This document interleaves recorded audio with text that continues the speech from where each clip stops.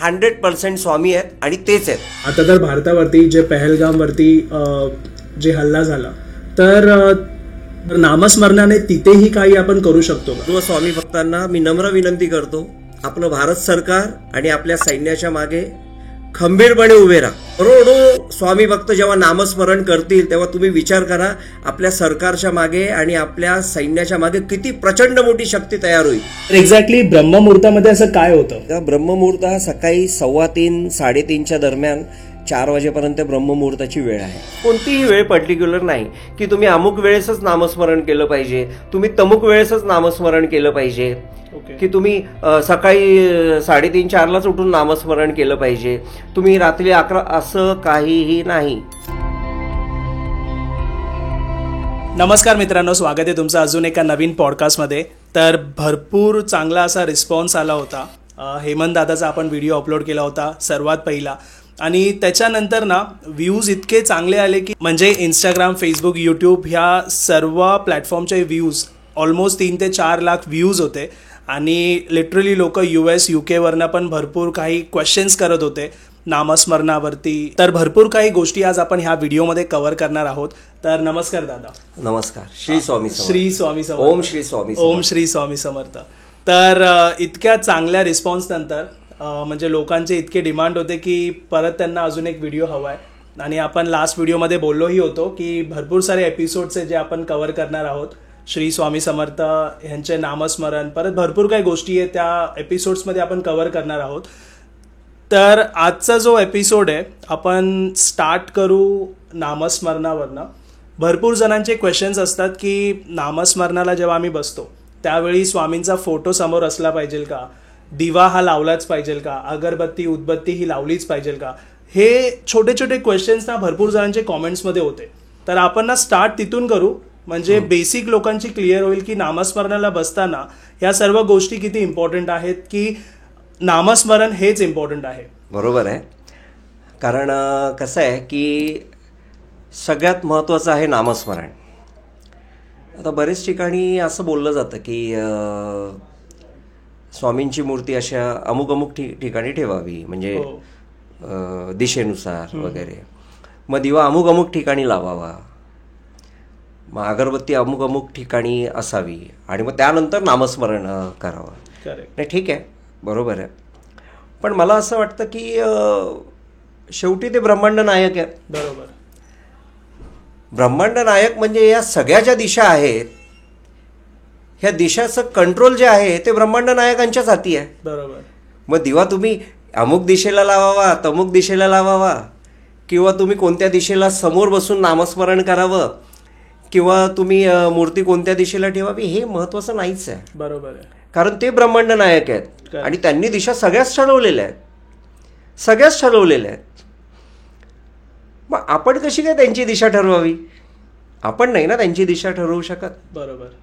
हां, तुम्ही घरी बसून नामस्मरण करताय तर तुमच्या देवाऱ्याच्या बाजूला स्वामींचा फोटो असावा, दिवा देवाऱ्याच्या जवळ लावावा, अगरबत्ती किंवा धूप वगैरे जे आहे ते देवाऱ्याच्या जवळ असावं, हे एकदम बरोबर आहे. पण जेव्हा तुम्ही ऑफिसमध्ये असता, जेव्हा तुम्ही इतर ठिकाणी असता आणि तुम्हाला नामस्मरण करायची इच्छा झाली, आता हे असं नाही आहे बघा, एक लक्षात घ्या, सगळ्यात महत्त्वाचं सांगतो तुम्हाला की नामस्मरण हे कधीही कुठेही करू शकता. ओके. नामस्मरणासाठी ही कोणतीही वेळ पर्टिक्युलर नाही, कोणतीही वेळ पर्टिक्युलर नाही की तुम्ही अमुक वेळेसच नामस्मरण केलं पाहिजे, तुम्ही तमुक वेळेसच नामस्मरण केलं पाहिजे, की तुम्ही सकाळी 3:30-4लाच उठून नामस्मरण केलं पाहिजे, तुम्ही रात्री 11, असं काहीही नाही. ओके. तुमचा भाव जेव्हा जेव्हा जागृत होतो ना स्वामींविषयी तेव्हा तुम्ही नामस्मरण केलं की ते स्वामींना पोचतं. बरोबर. तुमचा भाव जागृत होणं महत्वाचं आहे, सगळ्यात महत्वाचा भाव आहे. नामस्मरण ही सेवा आहे. भाव जागृत झाला तर सेवा अतिशय चांगली होते.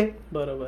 जर एक नॉर्मली आपण विचार करूया की जेव्हा आपण कोणत्या तरी पेशंटला हॉस्पिटलमध्ये बघायला जातो आणि तो बिचारा आजारी आहे, तो आजारी असल्यानंतर जर आपल्या मनात भाव जागृत झाला ना की आपल्याला याला बरं करायचं आहे, करेक्ट, मग आपण ना थोडी धडपड करतो आणि मग त्या डॉक्टरांना भेटतो, मग काय झालंय कसं झालंय. जेव्हा भाव जागृत होतो ना, ती पॉझिटिव्हिटी जागृत होते ना, मग आपल्याला अजून चांगले रिझल्ट मिळतात.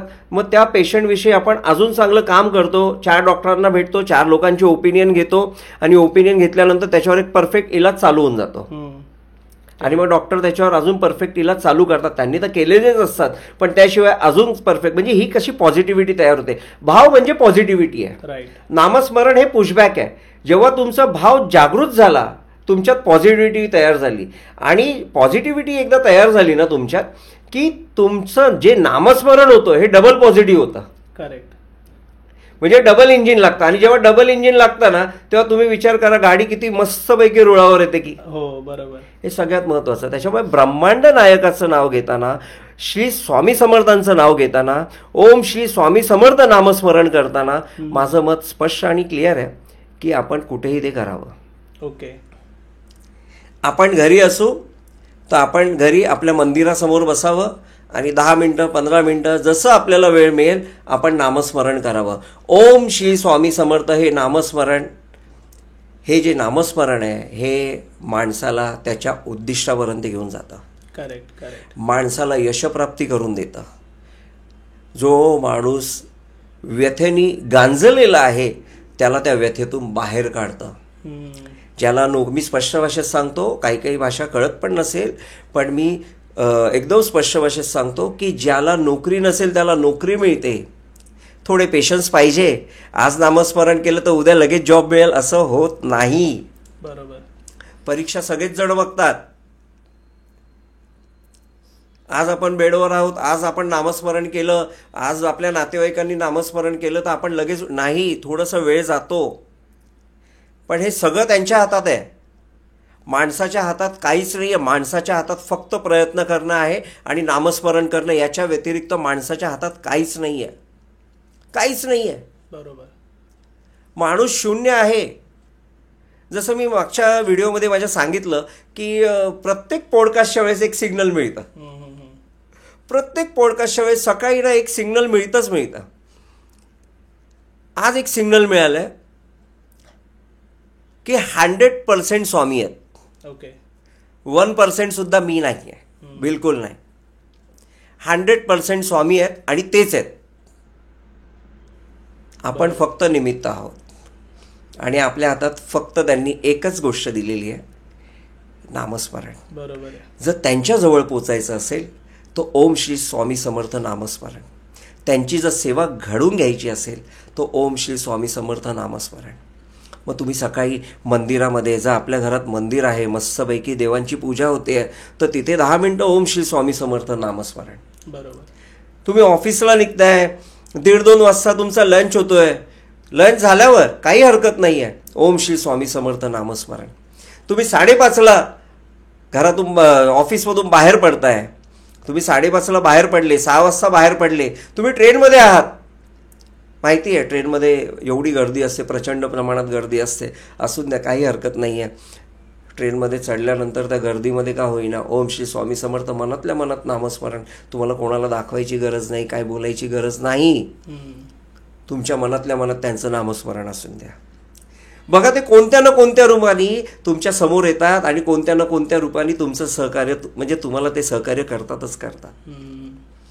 स्वामी ही एक प्रचंड मोठी शक्ती आहे आणि तीच शक्ती आपल्याकडे आहे. बरोबर. प्रत्येकाकडे, प्रत्येक स्वामी भक्तांकडे स्वामींची शक्ती आहे. फक्त आपल्याला ती ओळखता आली पाहिजे. करेक्ट. आपण विचार करतो इथे या दिशेला दिवा लावावा, त्या दिशेला दिवा लावावा, असं काही नाहीये. बिलकुल असं काही नाहीये. इथे या दिशेला बसून नामस्मरण करावं, या वेळेत बसून नामस्मरण, बिलकुल नाही. तुम्हाला नाही ना जमत सकाळी 3:30ला उठायला, ओके, सकाळी 7ला उठून नामस्मरण करा, काही फरक पडत नाही. तुम्हाला नाही ना ऑफिसची घाई गडबड असते, तुम्ही दुपारच्या वेळ तुम्हाला जमते ना 2:30-3 वाजता तुम्हाला नामस्मरण करायला, काही हरकत नाही. तुम्ही 2:30-3 वाजता दुपारी 10 मिनिटं तुमचं लंच झाल्यानंतर तुम्ही नामस्मरण करा. तुम्हाला नाही जमत दुपारी पण नामस्मरण करायला, ऑफिसवरून येत आहे, फ्रेश होत आहे, 8 वाजता नामस्मरण करा, काही फरक पडत नाहीये. बरोबर. देव भक्तीचा भुकेला आहे. दादा, आता तुम्ही जसं म्हटलात की कोणत्याही वेळी आपण नामस्मरण करू शकतो, तर भरपूर जणांना ना हाही क्वेश्चन असतो की सकाळी जे ब्रह्ममुहूर्त असतं त्यावेळी नामस्मरण, आता भरपूर जण हे पण बोलतात की त्यावेळी ती वेळ जर चुकली की नंतर मग त्याचा तो फायदा नाही तर मग इम्पॅक्ट नाही होणार. करणारे 24 तास नामस्मरण करतात, पण एक एक जण असतात जे बोलतात अरे माझी ती वेळ चुकली, मी आज उठू नाही शकलो, तर मग आता पूर्ण दिवस जे नामस्मरण करणार त्याच्यामध्ये ते मला तो इम्पॅक्ट मिळेल का. म्हणजे त्या ब्रह्ममुहूर्ताला इतकं त्यांनी इम्पॉर्टन्स दिलंय. तर एक्झॅक्टली ब्रह्ममुहूर्तामध्ये असं काय होतं? बघा कसं आहे माहिती आहे का, ब्रह्ममुहूर्त हा सकाळी 3:15 3:30च्या दरम्यान 4 वाजेपर्यंत ब्रह्ममुहूर्ताची वेळ आहे. तर बघा सगळ्यात महत्त्वाचं की आपले जे ऋषी होते जुने, म्हणजे आज त्या ऋषींच्या जीवावरच आपलं सगळं भारत देश आहे, सगळी पृथ्वी मी म्हणतो, की त्यांनी जी उपासना केली, त्यांनी जी देवाची भक्ती केली, त्याच्यावरच संपूर्ण हे ब्रह्मांड उभं राहिलेलं आहे. ते सकाळी 3 3:15ला उठायचे आणि नामस्मरण करायचे. पण आता तो काळ एक वेगळा होता आणि नदीच्या किनारी असायचे, काही काही पर्वतांवर असायचे. तो काळ एक वेगळा होता. आता प्रत्येकाचं जीवन जे आहे ना ते धकाधकीचं झालेलं आहे. जर तुम्ही रात्री 11 आणि 12 वाजताचं झोपत असाल तर तुम्ही 3:15ला कसे उठू शकता? आणि तुमच्या शरीराला त्रास होऊन जर तुम्ही नामस्मरण कराल तर ते त्यांच्यापर्यंत कसं काय पोचू शकेल? माझं म्हणणं एकच असतं की आपल्या शरीराला त्रास न होता, आपल्या शरीराला त्रासच झाला नाही तर आपला भाव जागृत होतो. आणि आपला भाव जागृत झाल्यानंतर आपण जे आहे आपण चांगल्या पद्धतीने जर नामस्मरण केलं तर ते त्यांच्यापर्यंत पोचतं. बरोबर. त्यांनी कधीच म्हटलेलं नाही की तू तुझ्या जीवाला त्रास घे आणि नामस्मरण कर, कधीच म्हटलेलं नाही. त्याच्यामुळे कधी हा विचार, म्हणजे हे विचारच करू नका की तुम्ही बघा आता 12 वाजता तुम्ही झोपलात आणि 3:15ला कसं काय उठायला जमेल. बरोबर. काही काही लोकांची 10:30 11 12 वाजेपर्यंत कामं चालू असतात, नाही जमलं त्यांना 3:15ला उठायला, मग काही हरकत नाही आहे. तुम्ही 7ला उठलात, नो प्रॉब्लेम. तुम्ही 7 7:30 8 वाजता नामस्मरण करा. पण ती जी वेळ आहे ना, तुम्ही 7:30ला 8ला करा नामस्मरण, पण ती वेळ कंटिन्यू ठेवा. नामस्मरणाची वेळ ही कंटिन्यू असावी. जर रोज तुम्ही 8 वाजता करता तर 8 वाजता करा, 7:30ला करता तर 7:30ला करा, सकाळी ब्रह्ममुहूर्तावर करता तर ब्रह्ममुहूर्तावर करा, काहीही हरकत नाही. ओके. पण नामस्मरण होणं 10 मिनिटं का होईना, 15 मिनिटं का होईना, ते तुमच्या मुखातून गेलं पाहिजे. बरोबर. काय माहितीये का, तुम्ही एक शक्ती घेऊन चालले पाहिजे, एक ताकद घेऊन चालले पाहिजे. आणि ती ताकद जी येते ना ती नामस्मरणाने येते. बरोबर. जेव्हा आपण घरातून शक्यतो जर सकाळी ऑफिसला जायच्या अगोदरचं नामस्मरण झालं 10-15 मिनिटं, मग आल्यानंतर पण तुम्ही केलं तरी चालेल, तर ते अतिशय उत्तम असतं. त्याला एक कारण सांगतो. जेव्हा आपण ऑफिसला जातो तेव्हा आपल्याला टेबलवर विविध कामं असतात, कोण व्यावसायिक असतं त्यालाही टेबलवर भरपूर कामं असतात, तर ते नामस्मरण जे आहे ना ती प्रचंड शक्तीने आपल्या मागे येतं. मग ती शक्ती घेऊन आपण जेव्हा ऑफिसमध्ये जातो तेव्हा किंवा कोणत्याही व्यवसायानिमित्त बाहेर जातो किंवा लोकांना भेटतो तर ती शक्ती आपल्याला ना ऑपरेट करत असते. मग ती स्वामी शक्ती. आणि ती शक्ती जेव्हा आपल्याला ऑपरेट करते ना तेव्हा तुम्हाला लक्षात येतं की हे लगेच लक्षात येत नाही. बघा एक लक्षात घ्या, तुम्ही म्हणाल की आता 4 दिवस झाले मी नामस्मरण केलं लगेच लक्षात आलं पाहिजे, असं काय होत नाही. बरोबर. चमत्कार होतात पण कालांतराने होतात, लगेच होत नाही. परीक्षा सगळ्यांची होते, प्रत्येकाची परीक्षा होते. आणि हे लक्षात घ्या की आपल्यातला अहंकार जो आहे तो पहिले नष्ट करा, त्याच्यानंतर नामस्मरण अतिशय सुंदर होतं.